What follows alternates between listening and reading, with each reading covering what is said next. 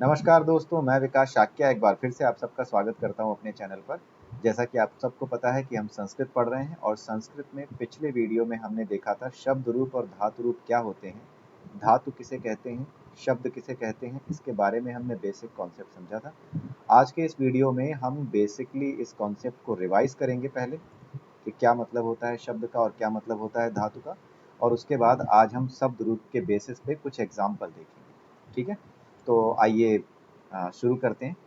तो सबसे पहले मैं आपको ये शब्द रूप वाली स्लाइड है, तो सबसे पहले शब्द रूप और धातु रूप के बारे में आपको डिफरेंस मैं आपको क्लियर कर दूं एक बार फिर से, क्योंकि पिछली वीडियो में शुरुआत में थोड़ी सी जो साउंड की प्रॉब्लम थी उसकी वजह से ये हो सकता है कि आप चीज़ों को ठीक से ना सुन पाए हों, इसलिए आज इन चीज़ों को सुन लीजिए।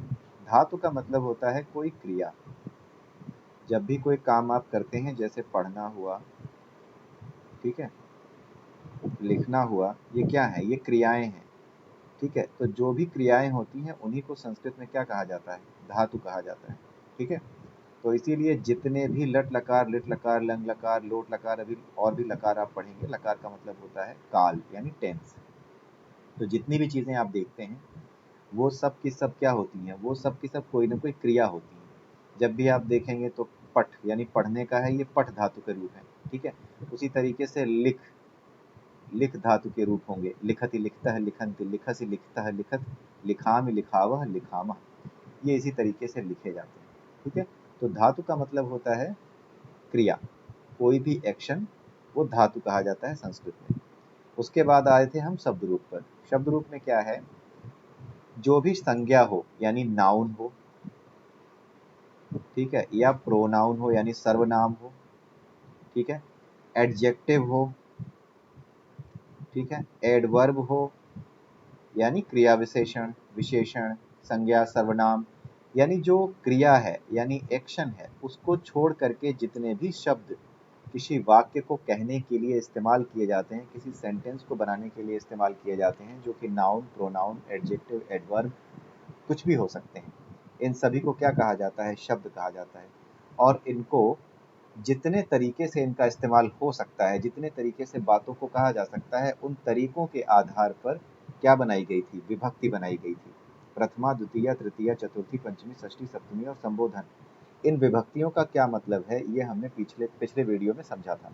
प्रथमा विभक्ति का मतलब होता है जिसके बारे में कुछ बताया जाए वो प्रथमा विभक्ति में उसके बारे में लिखा जाता है, उसके रूप प्रथमा विभक्ति में इस्तेमाल होते हैं। ठीक है, जैसे हमें किसी के बारे में बताना है कि वह राम है, सह रामः, ठीक है, रामः पुरुषः अस्ति, तो किसी के बारे में जहाँ बताया जाता है, सामान्य जानकारी जहाँ दी जाती है, वहाँ पे प्रथमा विभक्ति के रूप हमें इस्तेमाल करने होते हैं। सह रामः, ठीक है, रामः एकः पुरुषः अस्ति, ठीक है। तो इस तरह की चीजें जहाँ पर भी हो वहाँ पर आप प्रथमा विभक्ति के रूप इस्तेमाल करेंगे। एक वचन के लिए रामः, द्विवचन के लिए दो लोग हों जिनके नाम राम है तो वहाँ रामो, और अगर दो से ज्यादा लोग हैं, तीन हो गए या तीन से ज्यादा हो गए, वहाँ पर क्या होता है, प्रथमा विभक्ति का बहुवचन का रूप इस्तेमाल होगा। यानी जहाँ पर भी तीन या तीन से ज्यादा लोग हैं वहाँ पर क्या होगा, बहुवचन का रूप इस्तेमाल होगा। ठीक है, और द्वितीय विभक्ति के बारे में भी हमने समझा था, तृतीय, इसी तरीके से संबोधन तक हमने समझा था। तो पिछले वीडियो में जाकर के आप देख सकते हैं कि किस तरीके से ये विभक्तियाँ इस्तेमाल की जाती हैं। अगर आप पहली बार इस वीडियो पे आए हैं तो पिछला वीडियो आप जरूर देख लीजिएगा। आज हम इन्हीं प्रथमा, द्वितीय से लेकर के संबोधन तक किस तरह से रूप इस्तेमाल करते हैं, किस तरह से सेंटेंस बनाते हैं संस्कृत में, ये हम आज समझने जा रहे हैं। ठीक है, तो आइए इसको मैं पहले क्लीन कर देता हूँ, स्लेट सिंपल कर देता हूँ, और जरा मैं पेन जो है वो ब्लैक कलर का यूज़ कर लूँ। ठीक है, तो सबसे पहले मैं प्रथमा विभक्ति का रूप इस्तेमाल करने जा रहा हूँ।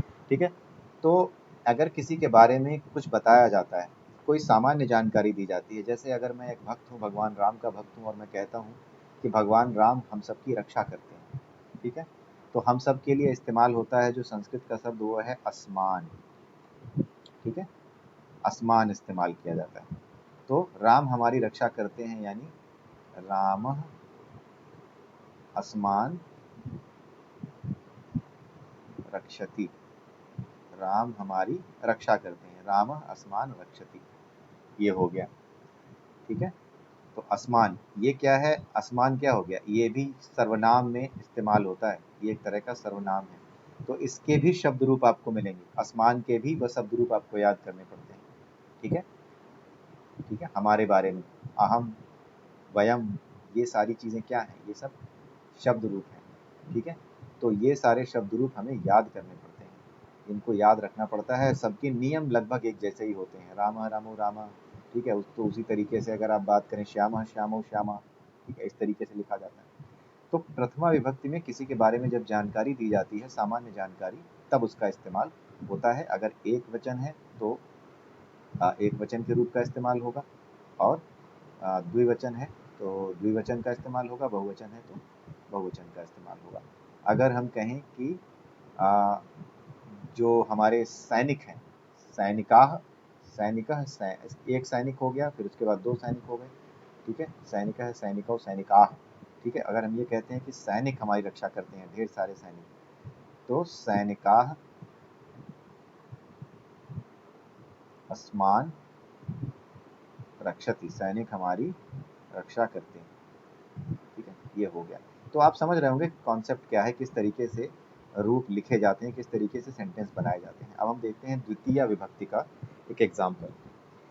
द्वितीय विभक्ति का मतलब क्या होता है, जिसको प्राप्त करने के लिए कोई काम आप कर रहे हैं, ठीक है, किसी काम, विशेष काम को पूरा करने के लिए अगर आप किसी से संबंध जोड़ रहे हो, तो वहां पे क्या होता है, वहां पर द्वितीय विभक्ति होती है। जैसे मैं भगवान राम की आराधना करता हूँ, ठीक है, तो अब अपने आप के लिए क्या लिखा जाता है, अहम, अहम मैं, वयम हम दोनों, अहम आवाम, आवाम मतलब हम दोनों, वयम मतलब हम सब।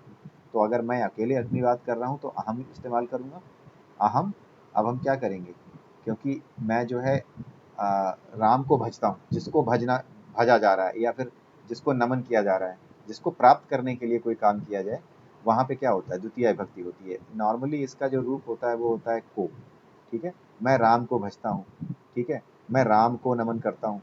जहां पर भी को जैसा कोई शब्द आ जाए, इस तरह का जो है शब्द आपका इस्तेमाल हो आपकी जो शब्द वाक्य में, तो वहां पर क्या होता है, वहां पर द्वितीय विभक्ति होती है। यानी जहां पर किसी चीज को प्राप्त किया जाए, जहां पर किसी चीज के साथ अपना संबंध दिखाया जाए कि मैं उसको प्राप्त करता हूँ, ठीक है, वहां पर क्या होता है, द्वितीय विभक्ति होती है। अहम रामम नमामि, मैं राम का नमन करता हूँ, अहम रामम नमामि, ठीक है, ये द्वितीय विभक्ति का रूप होता है। अब हम देखते हैं तृतीय विभक्ति का रूप। ये मैंने आपको जो दिखाया है वो एक वचन के रूप दिखाए हैं, द्विवचन और बहुवचन के आप अपने आप करके देखिएगा, ठीक है। अब तीसरा क्या होता है, तृतीया का मतलब होता है कि जिसके माध्यम से किसी काम को करने में विशेष सहायता मिले, वहां पर तृतीया विभक्ति इस्तेमाल की जाती है। ये सब पिछले वीडियो में आप देख सकते हैं, डिटेल में हमने डिस्कस किया है कि तृतीया विभक्ति कब इस्तेमाल होगी। जहां पर किसी चीज का इस्तेमाल करके कोई काम करना दिखाया जाए, वहां पर क्या होता है, वहां पर तृतीया विभक्ति का इस्तेमाल होता है। जैसे राम जी के द्वारा राक्षस मारे गए, राक्षसों की पिटाई हुई, तो क्या होगा, राक्षसाह, राक्षस जो है राक्षसा, उसी ये राक्षस भी हो गए, जैसे जो ढेर सारे राक्षस होते हैं राक्षसा, ठीक है, तो राक्षस राक्षसौ राक्षसा, ठीक है, तो वहां पर क्या होगा, ढेर सारे राक्षस, नॉर्मल रूप हो गया, राक्षसम राक्षसौ राक्षसान। लेकिन ये जो हम इस्तेमाल कर रहे हैं वो नॉर्मल, हम किसके लिए इस्तेमाल कर रहे हैं, नॉर्मल बात बताने के लिए। तो जिसके बारे में नॉर्मल बात बता रहे हैं उसके लिए क्या हो जाएगा, प्रथमा विभक्ति इस्तेमाल होगी। तो राक्षस के लिए क्या इस्तेमाल होगी, प्रथमा विभक्ति। क्यों, क्योंकि राक्षस के बारे में बताया जा रहा है कि राक्षसों को राम जी ने प्रताड़ित किया, यानी राम जी के द्वारा प्रताड़ित हुए, उनको पीटा गया राम जी के द्वारा। तो किसके द्वारा पीटा गया, किसके द्वारा काम हुआ, तो जहां किसी के द्वारा काम होना दिखाया जाए, जहां किसी की सहायता से काम होना दिखाया जाए, तो जिसकी सहायता से काम होना दिखाया जाता है वहां उसका तीसरा रूप इस्तेमाल किया जाता है, ठीक है। आपको समझ में आया, राक्षस का अगर शब्द रूप लिखेंगे तो राक्षसः राक्षसौ राक्षसाः ऐसे बनेगा। लेकिन यहाँ पर हम राक्षसों के बारे में सामान्य जानकारी दे रहे हैं कि राक्षसों को श्री राम जी के द्वारा पीटा गया, इसलिए हम प्रथमा इस्तेमाल कर रहे हैं राक्षसों के लिए। जिसके बारे में बताया जा रहा है उसके लिए तो प्रथमा ही इस्तेमाल करेंगे ना। इसलिए राक्षस का जो प्रथमा विभक्ति और बहुवचन, क्यों, क्योंकि ढेर सारे राक्षस हैं, राक्षसों को भगवान श्री राम के द्वारा पीटा गया, तो राक्षसाः रामेण, राम जी के द्वारा। इस अब राम जी के द्वारा हुआ तो राम जी के लिए कौन सा, तृतीया विभक्ति का इस्तेमाल होगा, क्योंकि जिसके द्वारा किया गया उसकी तृतीया विभक्ति आप इस्तेमाल करोगे। यही तो हमने पढ़ा है, राक्षसा रामेण ताड़िता, राम जी के द्वारा प्रताड़ित किए गए, यानी पीटे गए राम जी के द्वारा, ठीक है, ऐसे लिखा जाएगा। आई होप आपको समझ में आ रहा होगा, यहाँ पे कुछ और क्लियर हुआ होगा कैसे मिक्स करते हैं। और ये प्रैक्टिस करने से ही आता है। आप यकीन मानिए, आप इन्हीं 2-3 शब्द रूपों को उठा करके प्रैक्टिस करते रहिए। अगर आप स्टूडेंट हैं, आप रोज कम से कम सुबह उठ करके या फिर दोपहर को या जब भी आपको समय मिलता है पढ़ने का, संस्कृत को पढ़ने का, ज़्यादा समय मत दीजिए, 15-20 मिनट ही ऐसे ही किसी रूप को उठा करके अपने मन से शब्द बनाइए, अपने मन से वाक्य बनाइए, और उन वाक्यों में किसके बारे में कहा जा रहा है, किसके द्वारा कहा जा रहा है, कहाँ प्रथमा इस्तेमाल होगा, कहाँ तृतीया, द्वितीया, चतुर्थी क्या इस्तेमाल होगी, किन परिस्थितियों में क्या इस्तेमाल करते हैं, वो नियम तो हमें पता ही है। तो अपने आप से आप सेंटेंस बनाइए, वाक्य बनाइए और उनको संस्कृत में अनुवाद कीजिए। अपने आप समझने लगेंगे कि किस तरीके से संस्कृत लिखी जाती है। ठीक है, तो जिसके द्वारा काम होता है उसका तृतीया रूप इस्तेमाल होगा, और जिसके बारे में जानकारी दी जाती है सामान्य, उसका प्रथमा विभक्ति का रूप इस्तेमाल होगा। तो इस तरीके से ये चीजें काम करती हैं। ठीक है, ऐसे हम इस चीजों को बनाते हैं। अब हम देखते हैं चतुर्थी विभक्ति। चतुर्थी का मतलब क्या होता है? जहां पर किसी को कुछ दिया जाए वहां पर चतुर्थी विभक्ति इस्तेमाल होती है। ठीक है, जहां पर किसी को कुछ दिया जाए वहां पर चतुर्थी विभक्ति इस्तेमाल होती है। जैसे सुरेश, कोई सुरेश नाम का लड़का है, वो श्री राम जी को पुष्प अर्पित करता है। ठीक है, सुरेश जो है राम जी को पुष्प अर्पित करता है। सिंपली लिख लेते हैं, सुरेश श्री राम को पुष्प अर्पित करता है। ठीक है, सुरेश श्री राम को पुष्प अर्पित करता है। अब यहाँ पर सुरेश की बात हो रही है, सामान्य जानकारी दी जा रही है। सुरेश श्री राम को पुष्प अर्पित कर रहा है, सुरेश के बारे में ज्यादा कुछ नहीं कहा जा रहा है। क्यों? क्योंकि सुरेश करता तो है, लेकिन ये किसी कहीं पर इस्तेमाल नहीं हो रहा, न द्वितीया में पड़ता है न तृतीया में पड़ता है। नियम के अनुसार चतुर्थी, पंचमी, षष्टमी कहीं पर भी ये नहीं पड़ता। ये सिर्फ एक सामान्य जानकारी सुरेश के बारे में दी जा रही है। इसलिए जब सुरेश का शब्द रूप लिखेंगे तो जैसे राम का रूप है ना, उसी तरीके से सुरेश का क्या हो जाएगा? सुरेश। ठीक है, तो हम क्या लिखेंगे? सुरेश। और जिसको दिया जाता है कुछ, वहां पे पंचमी विभक्ति होती है। तो राम जी को कुछ दिया जा रहा है, यानी उनको कुछ अर्पित किया जा रहा है, तो राम जी के लिए कौन सा इस्तेमाल होगा? चतुर्थी विभक्ति इस्तेमाल होगी। क्यों? क्योंकि जिसको दिया जाता है उसके लिए किसकी कौन सी विभक्ति इस्तेमाल करते हैं? उसके लिए इस्तेमाल करते हैं चतुर्थी विभक्ति। ठीक है, तो चतुर्थी विभक्ति के लिए सुरेश रामाय, चतुर्थी विभक्ति का देखिए एक वचन का, और एक ही वचन इस्तेमाल होगा क्योंकि राम जी की ही बात हो रही है, एक राम जी की बात हो रही है। सुरेश रामाय पुष्पम अर्पयान, सुरेश श्री राम जी को पुष्प अर्पित करता है। ठीक है, ये हो गया, ये हो गया हमारा कौन सा? चतुर्थी विभक्ति की बात हो गई। अब हम बात करते हैं पंचमी विभक्ति। पंचमी विभक्ति में क्या कहा जा रहा है? मान लीजिए कि एग्जाम्पल लेते हैं। पंचमी विभक्ति का नियम क्या है? जहां पर किसी से कोई चीज अलग की जाए, जहां पर किसी से कोई चीज अलग हो रही हो, वहां पर क्या होता है? पंचमी विभक्ति का इस्तेमाल किया जाता है। किसके लिए? उसके लिए, उस शब्द के लिए, चाहे वो संज्ञा हो, चाहे वो सर्वनाम हो, कोई व्यक्ति हो, वस्तु हो। ठीक है, संज्ञा सर्वनाम क्या होते हैं? किसी व्यक्ति वस्तु के लिए ही इस्तेमाल होते हैं। तो जहां पर भी किसी चीज का अलग होना दिखाया जाए, किसी चीज से किसी चीज को अलग किया जाए, संबंध देखना पड़ता है, किसी चीज से किसी को अलग किया जाए, वहां पर उस चीज के लिए पंचमी विभक्ति के नियम लगेंगे और पंचमी विभक्ति के रूप इस्तेमाल होंगे। जैसे मैं श्री राम जी से वरदान प्राप्त करूंगा, यानी वरदान उनसे अलग करूंगा। मैं श्री राम जी का धनुष मांगूंगा। ठीक है, तो ये क्या हो गया? श्री राम जी का धनुष मांग रहा हूँ, यानी उनसे अलग कर रहा हूँ। ठीक है, जहां पर भी इस तरह का एग्जाम्पल हो वहां पर पंचमी विभक्ति इस्तेमाल होगी। जैसे एक सिंपल सा एग्जाम्पल ले लेते हैं, मैं श्री राम जी से वर प्राप्त करूंगा, उनसे कुछ ले लूंगा। ठीक है, अलग कर लूंगा उनसे, उनसे वर लूंगा, और यानी कि एक वरदान उनके पास है, वो वरदान मुझे दे देंगे। वरदान एक दे सकते हैं, वो दे देंगे। ठीक है, तो मैं क्या लिखूंगा? अहम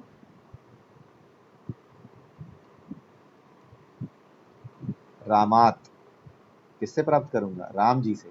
तो राम जी से प्राप्त करूंगा, जिससे अलग करूंगा, उसके कौन सी विभक्ति इस्तेमाल होगी? पंचमी विभक्ति इस्तेमाल होगी। और क्योंकि एक ही है राम जी, तो उनका एक वचन का रूप इस्तेमाल होगा।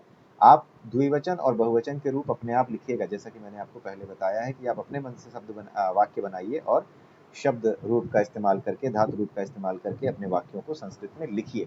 प्रैक्टिस से ही आएगा, बिना प्रैक्टिस के नहीं आएगा। प्रैक्टिस तो करनी पड़ेगी। नियम जान करके आप ज़्यादा कुछ नहीं कर पाएंगे। नियमों को जानने के लिए बार बार दोहरा करके हम चीज़ों को समझ तो सकते हैं, लेकिन जब तक आपकी अपनी खुद की प्रैक्टिस नहीं होगी आप नहीं समझ पाएंगे। जो लोग हमारे यहाँ इन वीडियोज़ को देख रहे हैं वो अगर सामान्य जानकारी के लिए देख रहे हैं तो आप सिर्फ वीडियो देख लीजिए, उतना पर्याप्त है आपके लिए। लेकिन अगर आप एक स्टूडेंट हैं, किसी एग्ज़ाम की तैयारी कर रहे हैं, तो आपको निश्चित रूप से ये शब्द रूप, ये धातु रूप, इनकी प्रैक्टिस करनी ही पड़ेगी। ठीक है। अहम रामात वराम यानी वर प्राप्नोति, प्राप्त करूंगा।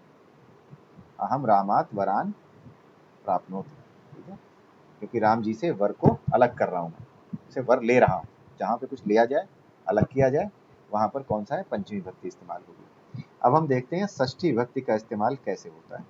जो छठी विभक्ति है उसका इस्तेमाल कैसे होता है, पहले इसका नियम समझ लेते हैं। पिछले वीडियो में सारे नियम बताए हुए हैं, आज केवल इनको रिवाइज कर रहे हैं एक तरीके से एग्जाम्पल के साथ। ठीक है। षष्ठी विभक्ति में क्या होता है, षष्ठी विभक्ति में होता है जहां पर किसी चीज के विषय में इस तरह से बताया जाए। ठीक है। षष्ठी विभक्ति में जहां पर किसी चीज का किसी दूसरी वस्तु के साथ संबंध बताया जाए, वहां पर किसका इस्तेमाल करते हैं, षष्ठी विभक्ति का इस्तेमाल करते हैं। ठीक है, जहां पर संबंध बताया जाए। ठीक है, जैसे राजा दशरथ राम के पिता थे।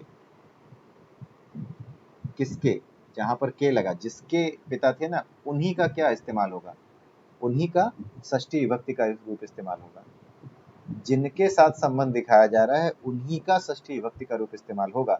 बाकी जो दूसरा वाला जो मेन जो करता है, ठीक है, जिसके साथ संबंध दिखाया जा रहा है, उनके लिए क्या कहा जाएगा, ठीक है, उनके लिए कहा जाएगा सामान्य जानकारी दी जा रही है। सामान्य जानकारी राजा दशरथ के बारे में दी जा रही है, जो कि भगवान श्री राम के पिता थे, उनके बारे में एक सामान्य जानकारी दी जा रही है।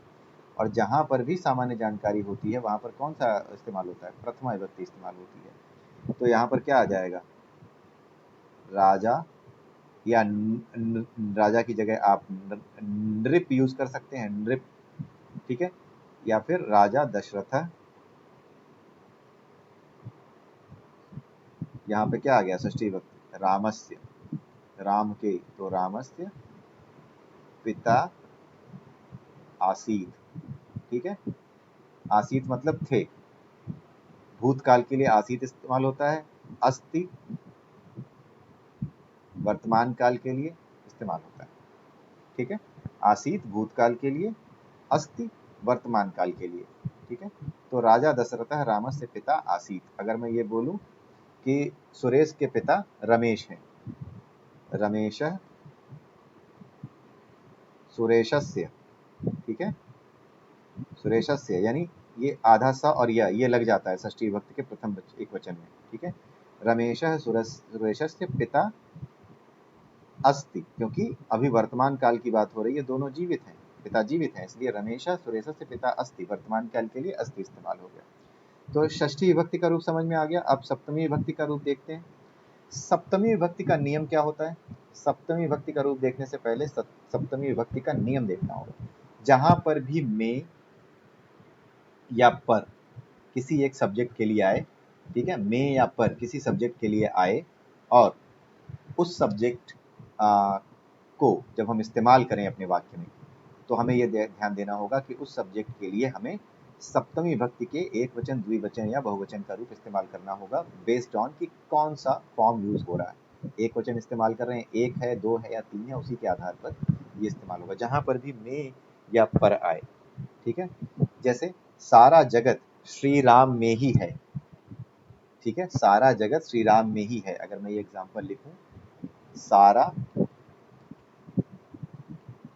जगत श्री राम में ही है। ठीक है, अब हम इसका बनाते हैं। ठीक है, सर्वम जगत, सर्वम जगत। ठीक है, सामान्य जानकारी किसके बारे में दी जा रही है, जगत यानी संसार, तो जगत, जगत सीधे इस्तेमाल नहीं होता, प्रथम एक वचन रूप जो होता है वो जगत होता है। ठीक है, सर्वम जगत रामे एव, रामे, राम का ही है, राम में ही है, तो कहाँ पे इस्तेमाल होगा? सप्तमी का रूप इस्तेमाल होगा, एक वचन का, क्योंकि एक ही राम की बात हो रही है। ठीक है, तो सर्वम जगत रामे एव, राम में ही, एव मतलब ही, एव का मतलब होता है ही। जहां पर भी एव, जहां पर भी ही इस्तेमाल करना वहां एव इस्तेमाल करेंगे आप। आने वाले वीडियोस में हम भगवत गीता के श्लोकों के माध्यम से बीच बीच में हर रोज एक श्लोक लेकर के ये समझते रहेंगे कि हाँ, इस श्लोक में जो इस्तेमाल हुआ है शब्द या जो वाक्य लिखे गए हैं उनका अर्थ कैसे निकाला जाए, कैसे निकाला गया है, क्यों ये इस्तेमाल हुआ है, वो सारी चीजें हम एग्जाम्पल के साथ देखते रहेंगे। ठीक है, और उसके अलावा ग्रामर पढ़ते रहेंगे। तो हर रोज एक श्लोक उठा करके और साथ में ग्रामर उठा करके पढ़ते रहेंगे। ठीक है, सर्वम जगत रामे एव अस्ति, राम में ही है। ठीक है, वर्तमान काल की बात हो रही है तो अस्ति, सर्वम जगत रामे एव अस्ति, तो यहाँ रामे कौन सा इस्तेमाल हुआ? ये इस्तेमाल हुआ सातवां रूप। ठीक है, इस तरीके से सातवां रूप इस्तेमाल हो गया। आप इसके द्विवचन और बहुवचन के रूप खुद बनाएंगे।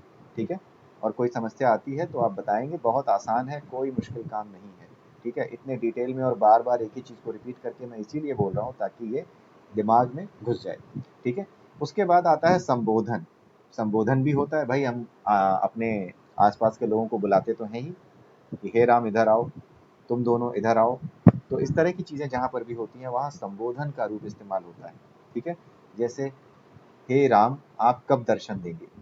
ठीक है, तो ये सारी चीजें हम जहां पर भी संबोधन किया जाए वहां पे हम जो संबोधन का नियम है उसका इस्तेमाल करते हैं। जैसे अगर हम कहें हे राम हमारी रक्षा करो, तो क्या लिखा जाएगा? हे राम मेरी रक्षा करो, हे राम रक्ष माम, रक्ष माम, माम मतलब मुझे, मेरी। ठीक है, ये भी मेरी के लिए इस्तेमाल होता है। हे राम रक्ष माम, तो हे राम, यहाँ पे आप राम, हे राम रक्ष माम, हे राम मेरी रक्षा करें।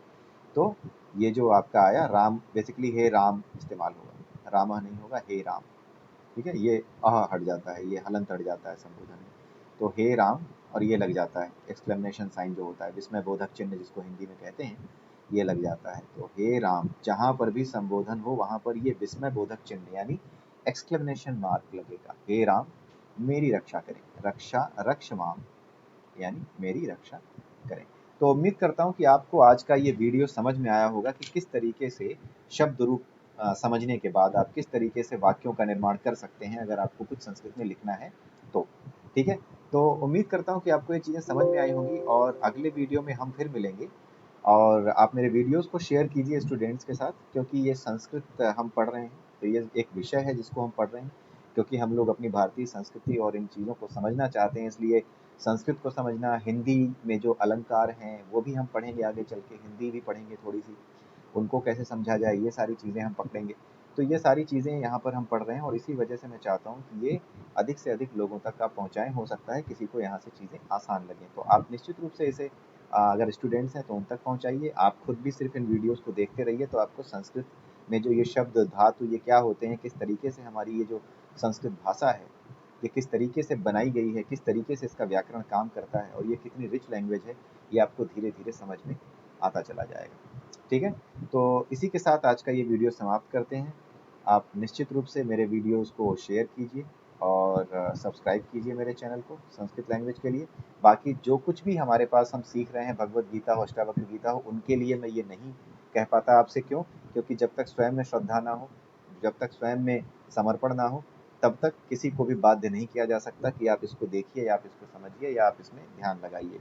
लेकिन ये संस्कृत है, ये एक विषय है, इस वजह से मैं चाहता हूँ कि ये चीज़ें आप शेयर करें।